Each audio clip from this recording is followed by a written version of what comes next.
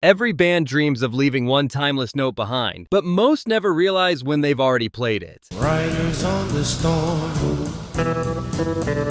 What seemed like just another hit turned out to be their final heartbeat. Empty spaces, what are we living for? These are the 10 songs that captured a band's last breath before the silence, the final hits that became farewells. Number 10, Riders on the Storm, The Doors.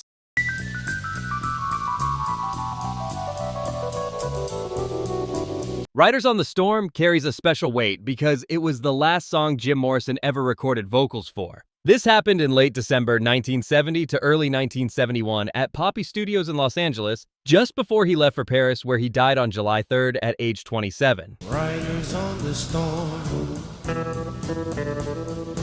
Many believe it was a heroin overdose, though officially it was listed as heart failure. No autopsy was ever performed. The track blends Ray Manzarek's slow jazz piano with Jim's poetry-style lyrics and real thunderstorm sounds. They actually recorded rain and thunder outside the studio and looped it throughout. Like a dog without a bone, an actor out alone. The single reached number 14 on the Billboard Hot 100 in July 1971, right around his death. The Doors were finishing LA Woman at the time, not knowing it would become their last classic with Jim. Years later, Manzarek reflected that it felt like Jim was disappearing into that storm. His brain is squirming like a toad.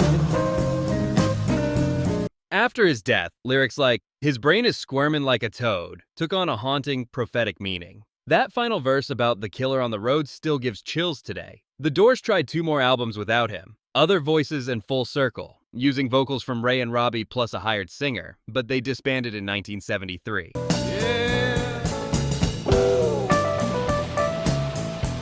Jim's deep, growling voice became rock legend, and fans still honor him through this song at shows and tributes.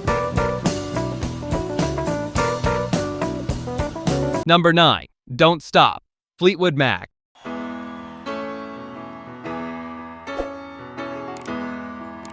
Christine McVie wrote Don't Stop during one of the most chaotic times in Fleetwood Mac's history, recording Rumors in 1976 at Record Plant Studios in Sausalito, California. The band was crumbling. Lindsey Buckingham and Stevie Nicks breaking up, Christine divorcing bassist John McVie, cocaine everywhere, endless arguments during marathon sessions. Yet Christine created something genuinely hopeful. That simple line, "Don't stop thinking about tomorrow," became her message to herself and everyone else. Don't stop thinking about tomorrow. Don't stop. The single hit number 3 on the Billboard Hot 100 and helped Rumors sell over 40 million copies worldwide. One of the best-selling albums ever. Christine's bright piano, the groovy bass line, and Lindsey's harmonies masked all that personal pain. They even captured some arguments on tape and wove them into the mixes.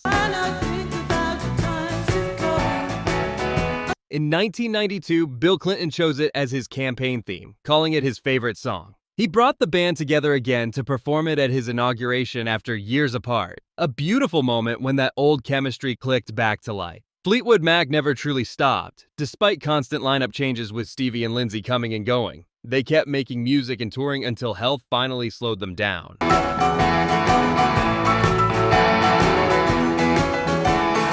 Number 8. Every Breath You Take, The Police.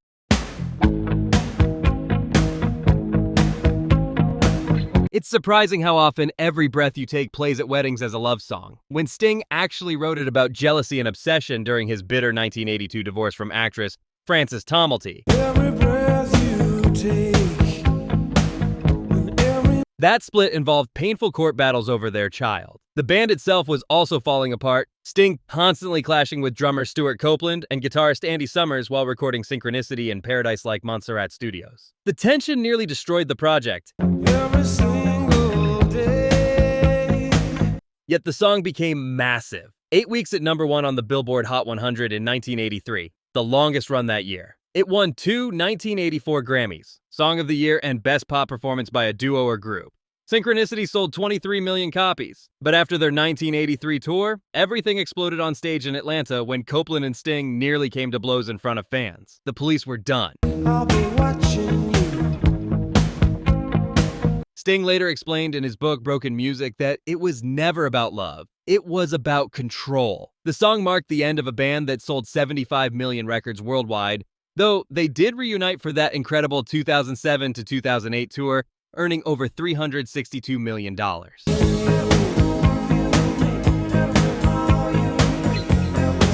Number 7. End of the Line. Traveling Wilburys.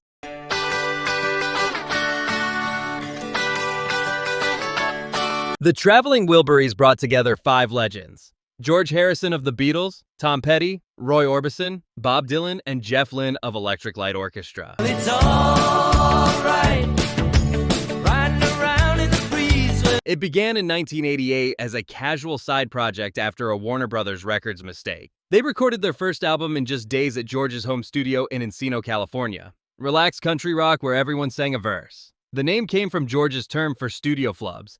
We'll bury it in the mix. You can sit around and wait for the phone to ring. Tragically, Roy Orbison died of a heart attack on December 6, 1988 at age 52, right after the single's October release.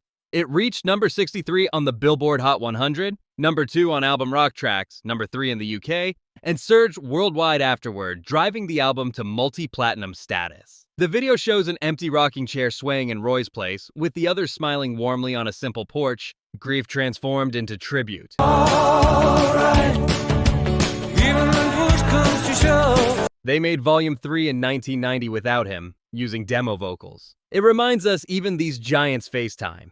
Petty passed in 2017, Harrison in 2001, Dylan still tours, but their friendship created music that endures, inspiring supergroups ever since.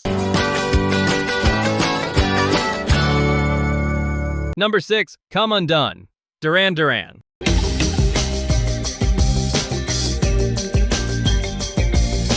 Duran defined the 1980s with massive hits like Hungry Like the Wolf and Rio, plus those unforgettable MTV videos with yachts and models that launched the new romantic era. By the early 1990s, most thought they were finished. Solo projects failed, Big Thing flopped, key members Roger Taylor and Andy Taylor left. Immaculate tree. Then, Come Undone from the Wedding album in 1993 changed everything, with John Taylor's deep slow bass, Simon Le Bon's newly vulnerable voice, and moody, atmospheric synths. It hit number 7 on the US Billboard Hot 100, number 7 in the UK Top 10, Top 20 worldwide, pushing the album past 4 million sales.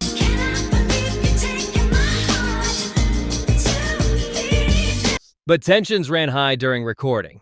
Creative battles led guitarist Warren Cucurullo to leave in 1995. Simon Le Bon later said it captured them barely holding together after a decade of excess. Their last major hit before more breaks, yet they persisted, reuniting the original 5 in 2004, releasing Future Past in 2021, still touring strong in their 60s. Stay wilder than the wind. Number 5, How You Remind Me, Nickelback. Never made it as a wise man.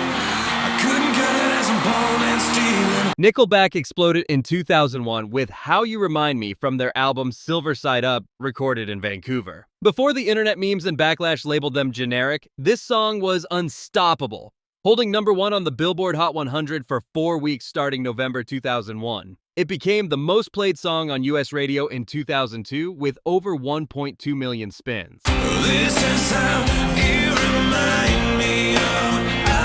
Chad Kroger's rough, raspy voice over simple guitar riffs and that huge chorus fit perfectly into post-grunge radio alongside bands like Creed and Three Doors Down. The album sold 8 million copies in the US alone, and the single went multi-platinum. But this peak came with a downside. Their next album, The Long Road in 2003, sold half as much at 4 million, and critics turned harsh with online hate growing. Chad called it a blessing that also trapped them, as fans kept wanting more of the same sound. Like you to say sorry. I was waiting on a different story. For a short time, they were rock's top act, headlining arenas and festivals. The song still echoes at NFL games, hockey rinks, and sports events today. Despite the hate, Nickelback has sold 50 million albums, outlasting many from that era.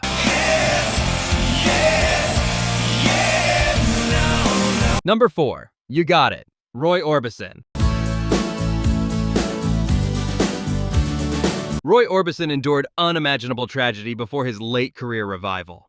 In the 1960s, he lost his wife Claudette in a 1966 motorcycle accident, then two sons in a 1968 house fire caused by faulty wiring. Every time I look into your loving eyes. By the late 1980s, joining the traveling Wilburys with George Harrison, Tom Petty, Bob Dylan, and Jeff Lynne reignited his spark. You Got It came from those sessions at Harrison's home studio in 1988, co-written with Jeff Lynne and Tom Petty. One look from you, I drift. Orbison's classic emotional voice builds beautifully with a catchy chorus. Anything you want, you got it. He died of a heart attack on December 6, 1988 at age 52, just 2 months before the single's January 1989 release. It reached number 9 on the Billboard Hot 100, top 10 in the UK, and succeeded worldwide. Anything at all, you got it, babe. After his passing, the song felt like one final generous gift. It helped Mystery Girl sell 3 million copies, and fans cherish it as the comeback that proved Orbison's voice conquered time itself.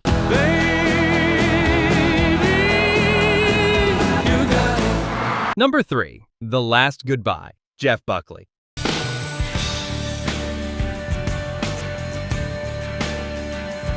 Jeff Buckley poured everything into his only full studio album, Grace, released in 1994 after he moved to New York City to chase the folk legacy of his father, Tim Buckley. But Jeff made it his own with rock, jazz, and this raw emotion that grabbed you by the heart. The Last Goodbye came out as the fourth and final single from Grace in December 1995, hitting number 19 on the Billboard Modern Rock Tracks chart and getting steady airplay on modern rock and college radio across the U.S.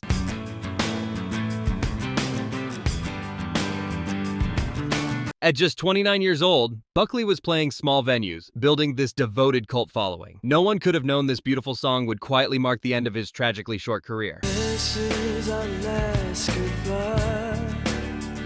I hate to feel. He wrote it alone as a simple breakup song about finally letting go, recording during the Grace sessions in New York studios alongside bassist Mick Grondal and producer Steve Adabo. That tender acoustic guitar, those swelling strings, and Jeff's soaring falsetto create this wounded but controlled feeling. Over 5 minutes of tension that just builds and builds. Lines like, "This is our last goodbye" / "I hate to feel the love between us die" felt so real and heartfelt at the time. Why can't we overcome this war?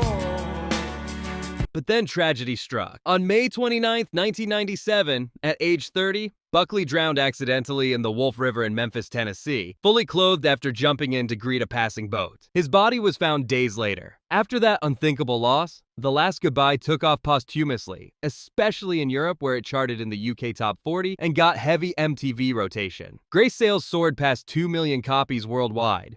Critics who'd slept on him before called those lyrics prophetic and praised his 4-octave voice as angelic yet shaking with vulnerability. It became this heartbreaking symbol of what could have been. Buckley had just begun work on his follow-up, Sketches for My Sweetheart the Drunk, when he was gone. Today fans stream it millions of times on Spotify, music's saddest, most unintended farewell. Kiss me, please kiss me, kiss me. Number 2. Love Will Tear Us Apart, Joy Division.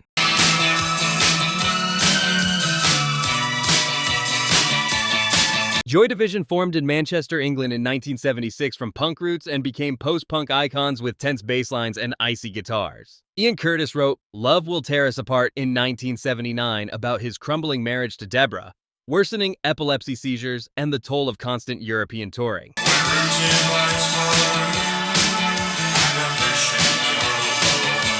They recorded it in March 1980 at Strawberry Studios with producer Martin Hannett, using a stark drum machine beat and Ian's deep, detached voice. It released in June 1980, 2 weeks after Ian hanged himself on May 18th at age 23, and later hit number 13 on the UK singles chart, their first chart success. The band became New Order immediately after, often playing it live. It sold over 1 million copies worldwide over decades.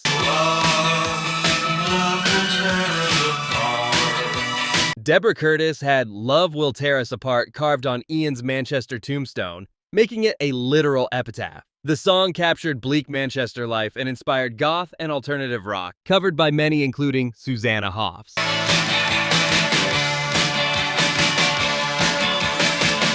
And number 1, The Show Must Go On, Queen.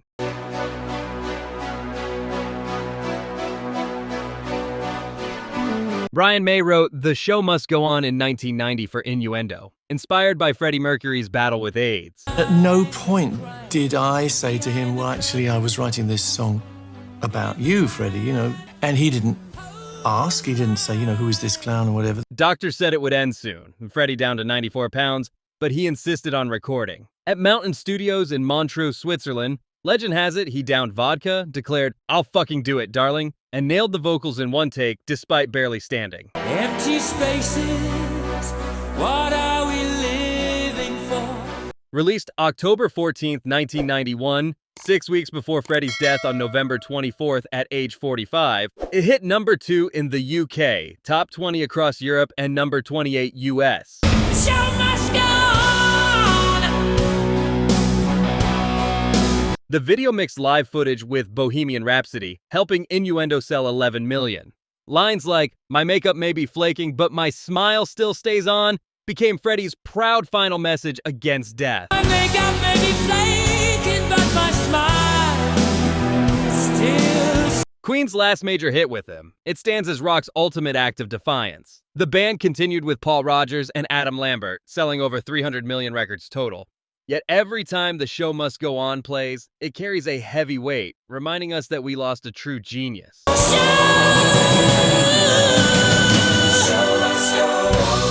Crazy how a simple song can turn into a band's final goodbye, right? If one of these hits brought back memories, or you've got another last song that always gets you, drop it down in the comments. And hey, if you enjoyed the video, go ahead and hit like, subscribe, and turn on the bell so you don't miss the next deep dive into music history. Thanks for watching, and as always, keep the music playing.